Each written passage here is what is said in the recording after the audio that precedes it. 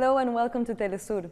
This is From Caracas. I'm Carla Gonzalez, and today we are discussing the new exhibit at the Contemporary Art Museum here in Caracas called Comrade Picasso. For that we have Oscar Sotillo, the Vice Minister of Identity and Cultural Diversity. Thank you, Oscar, for being with us. Thank you, Carla.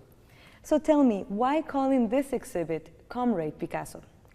Comrade Picasso is a way to remember that Picasso was also a comrade. He was a militant against the fascism in Europe during the 20s and 30s.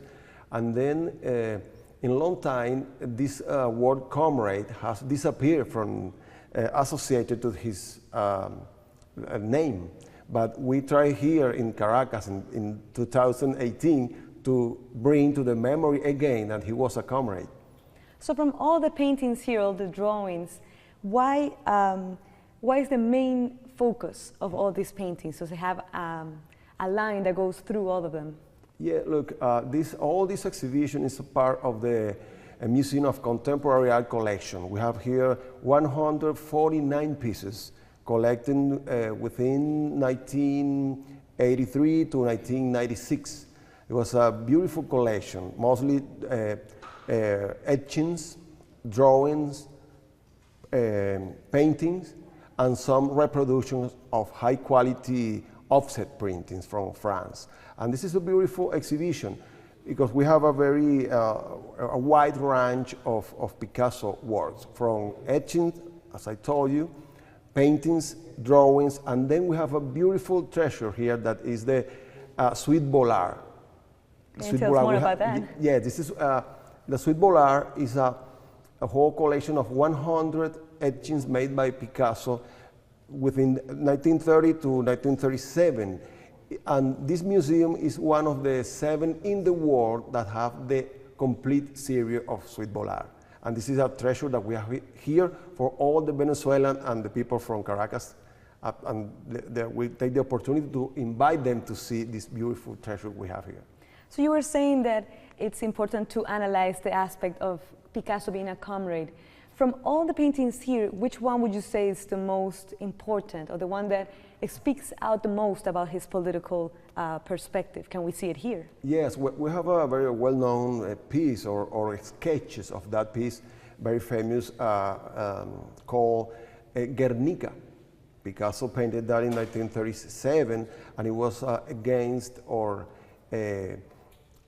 a way to bring to the world the information from that very ugly bombing situation in Guernica in Spain. It was a bombing made by the German and Italian air forces, the fascist air forces, against the Republic, against the people from Spain. And then we have here 46 sketches from the Guernica. It's very well known as a very political piece because it was it's a big denounce of against the war, against the fascism. And then you can bring your family and see 46 of these sketches from the bull head and the crying woman and all these terrible but at the same time beautiful pieces. So you would say that Guernica and whatever was happening socially, political in Spain at that moment changed the way Picasso thought about life, or was he always, did he always have that thought in his life that he needed to work towards explaining to his audience, to the people, what was happening in the world? Yeah, if we see the Picasso works, it's very important to see and understand when he painted it. Europe in that time was a very moving society, very moving part of the history. From 30s and the 30s in Europe, the fascism was rising, you see, and then there was the civil war in Spain and all this movement, and Picasso was right inside, you know, that movement, and he was a very sensitive person, and then he was right in the middle of all that movement inside the paintings, inside the social tissues, if I can say that. And then he took part of that. He was part of the Communist Party in France. He went to Poland. He was the Soviet Union. He was against the fascism in Spain. He took part of his history. He was in the middle of a very interesting moment in Europe, and he was no, we can say he was very inside that thing, and he used all that for his sensitive and for his works. So it seems that people and societies have decided to divide that aspect of Picasso. Picasso the painter, Picasso the comrade, have decided to open a bridge between both of them and decide not to talk about these topics. Yes, it's a very traditional way to work for the capitalism and the forces that try to divide the artist in one side and then the political issues and political actions in the other side. Most of the famous artists in the art history were militants of its time, of their time. I mean, if you remember Chopin, for example, Michelangelo, or Picasso, or other people that they were militant of their times, and it's not easy to divide people that what they believe. It's not, they made paintings or artworks, but why? You say why? Because they were inside, they were part of a history, and then from that history they took the themes, they took the things they need to work, and it's reflected on their works. And then how can an artist not be a political or a militant? All of them are, because they are very sensitive people. That's true. Even Picasso said at some point that paintings were not made to decorate apartments, that it was in the veins of the artist to be part of society, to feel the society talking to them, and they can talk to society as well. Yes, that's a political position. It is. Yes. So what was his political position? Was he really that communist, that political aspect, was it really strong, or was it just a part of his life that he wanted to? Well, he was a painter. He was an artist, a creator of a lot of things. He worked for plays and theater. He worked for etchings. He painted. He made things for ballet and different things. He was mostly a painter, a creator of things, but he was against the fascism. He was out of Spain until his death because he was against it. And now we are in Caracas in 2018, we are against the fascism also. And then that's why we try to remember this in this moment in this city. It was strange, the first question you made, why Comrade Picasso? And you say, well, we have a common enemy. Picasso had the enemy of the fascism, and we here in Venezuela, in the Bolivarian Revolution, have the same enemy. And that seems to be the reason why bringing Picasso to a society like Venezuela, it's very important to show the people living here that through art we can also speak about society and their main issues that are happening. Yes, of course. This is a very important part of our history. How it's interesting to see that many people in Caracas, they don't know that we have all these Picasso here in the museum. They were in some way hidden, in some way. Now we can show, the first time that we show all of them together.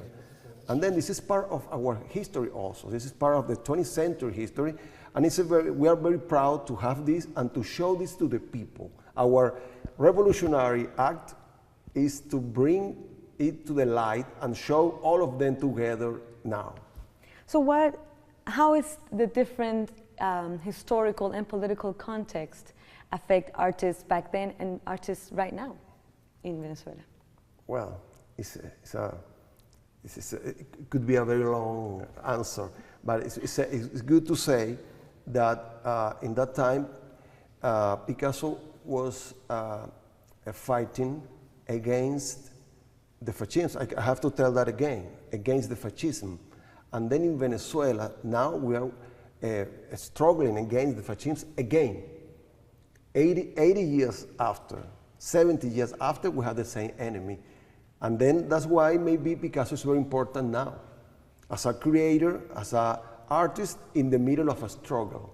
And then we are a society in the middle of another struggle, but we take this example of how to use these historical things that are going on, that are happening now, to make beautiful spaces for people and to show the history and to show the society through the beauty things of art bring to the people. And since you've been in contact with the artistic scenery in Venezuela and in Caracas specifically, how do you see their reaction to this exhibit? Well, you see, this is association of Comrade Picasso. Of course, it brings like a itching to the right wing, you know. If you the people from the right wings, they criticize the way we use for the name, Comrade. They never associate Picasso with the comrade, or they never associate Picasso with the communist militants that he had. There was also a part of the Communist Party in France that had even the name of Pablo Picasso. Yes, because he was a very old militant. And then we bring something that is very easy and is in the history. If you read the books, you will see that. But it was hidden. We bring it to the light. As we bring all these pieces together, we bring this name, and it caused, you know, attention to see. A lot of people, they didn't know that Picasso was a comrade. He was part of the French Communist Party. But it's in the books. You open a book and you will see that. We are bringing the history to the people. It's easy to prove that it is there in the books. So do you see this speech about this exhibit affecting or inspiring the people that come here, the new generation of artists in Venezuela? Picasso is alive, still alive. It's beautiful to see how this artist, he was born in 1881, and is still bringing emotions, colors, beautiful lines, reflections. It's bringing, he is alive. We were here 3 weeks ago, and then we see all this play for kids, explaining kids what is Picasso for kids. And I was there, and it was beautiful to see how Picasso is alive inside this museum. He didn't die. He did not die because he was here explaining the kids. I could see his face. I could see these kids being happy with Picasso forms, with Picasso shapes, with Picasso tales, the pictures, the drawing, and they were here, you know, now. And it's beautiful to see, and this is an eternal artist.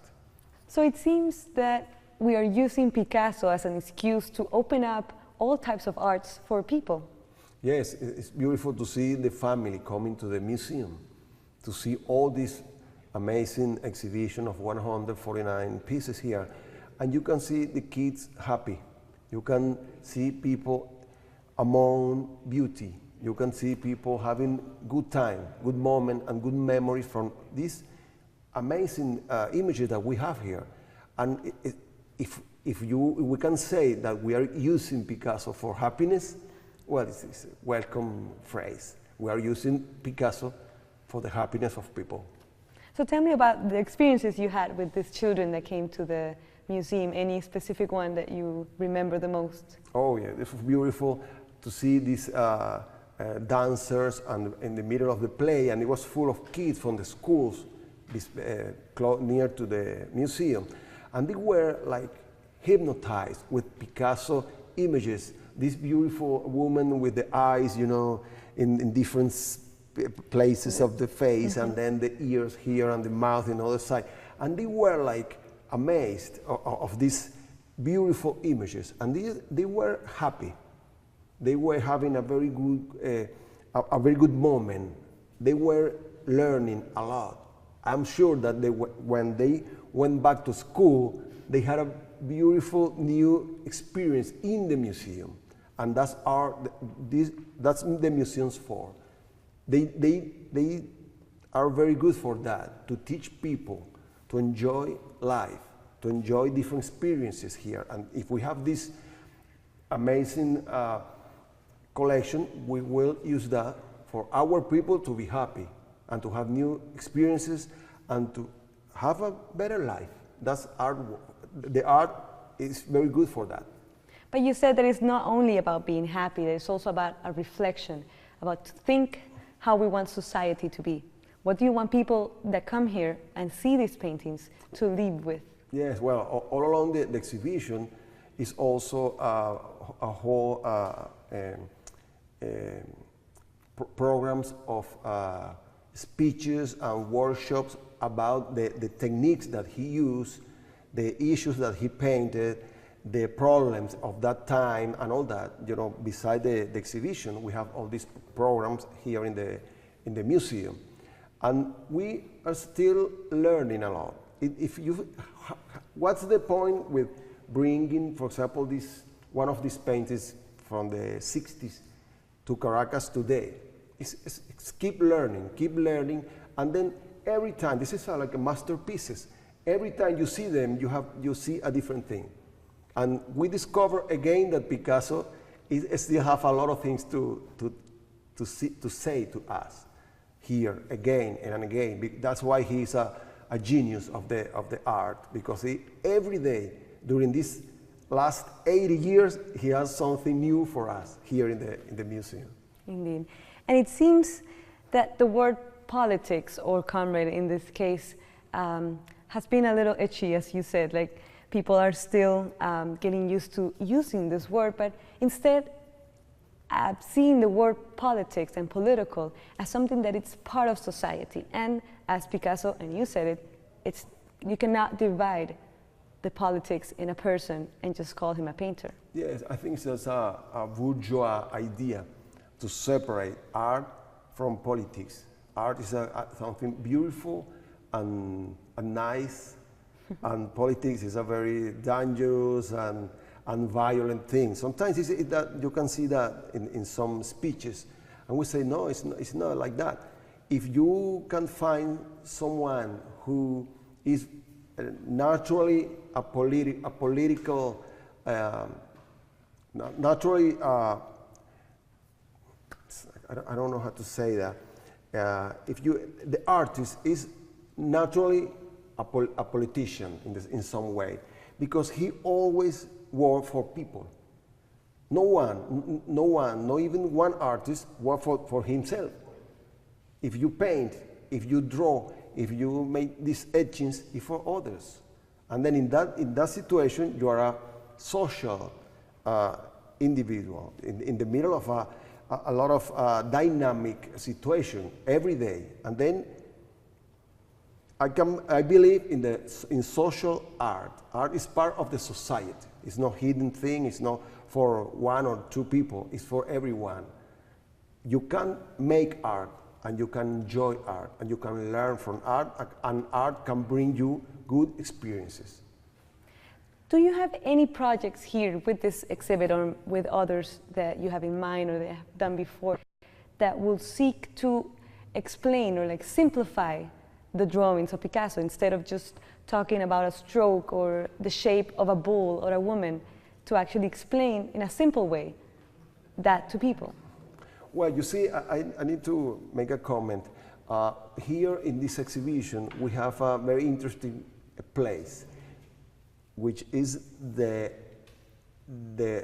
library that we have here. We have a whole collection of books about Picasso. If you bring to the museum, you bring to see, we have table, we have the chairs for you to enjoy the books. Some of these books are from the bookstore of the museum, but some others, they were always in the office of the director of the museum. They were never put for people. And this is the first time that you can see and you can read and you can see this beautiful collection of books on Picasso artworks that we have here. You can come here and stay the whole evening reading in our reading place. It's the first time that we have all this book together for people. This is beautiful to see also. Indeed. So before we end today, I don't want to miss the opportunity to ask you about that aspect, how to open up art history for everyone to understand, since a lot of people believe that it's just for people who study art that can understand art. Yeah, no, it's not, definitely not. We open the museums Here you can see the whole collection of Picasso we had, 149 Picasso for the people.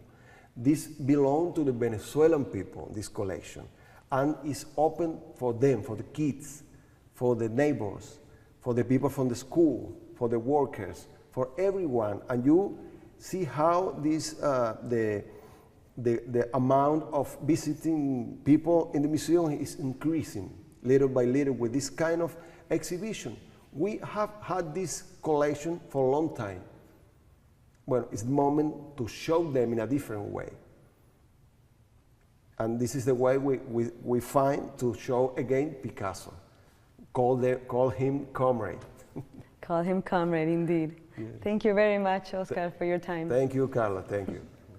So we've been talking to Oscar Sotillo, the Vice Minister of Identity and Cultural Diversity here in Venezuela, about this amazing exhibit on Comrade Picasso, the connection between politics and arts and how it affects society.